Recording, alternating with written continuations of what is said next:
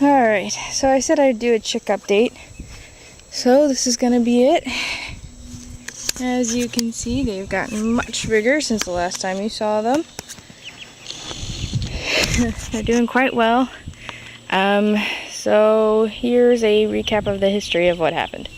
So, when they got moved out of the box that was inside, we put them in here, in this cage here.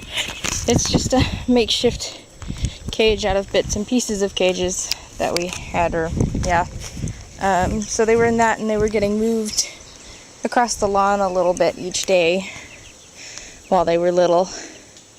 And then they started getting too big for that, and we had a total of 24. So yeah, they were running out of space. So I put them in here, and I shored it up as much as I could so they couldn't squeeze out and so something couldn't come in and get them. But the dogs proved that they could get in, and we lost 12 of the chicks to my sister's 2 puppies. So we were down to 12. So I moved them back in here now that they had more space, because I knew the dogs couldn't get into this. So they got tractored over there for a little bit until finally I moved them back in here and decided to put the cage in front of the door this time. And that seemed to work for a while. The dogs kept finding new ways to get in, but we didn't really lose any more chicks to them after that. So I just kept finding better ways to shore up the gaps that they were getting in. We're down to 11 now, but I think that's mostly because one figured out how to jump out of the cage. And we couldn't find it afterwards, so we've got 11. They're growing up fine. They've got lots of space in here. They get scraps from the kitchen, bugs that I can find. Actually, my job recently has been getting rid of some of the hay that is in her growing beds, or her display beds, since she's a nursery. And I brought them here, and they got to go through them, and they seem to like that. So next time I go to work, I might go ahead and get some more if she's getting rid of more. So yeah, until they're about as big as Rue is, they'll probably just stay in this circular pen for a while, but the ones that have survived are doing well. And they like hiding underneath that shelter over there. All under here is their food and their water, and then a little shelter and lots of grass and stuff. So yeah, they seem to be enjoying it out here, and I'm glad.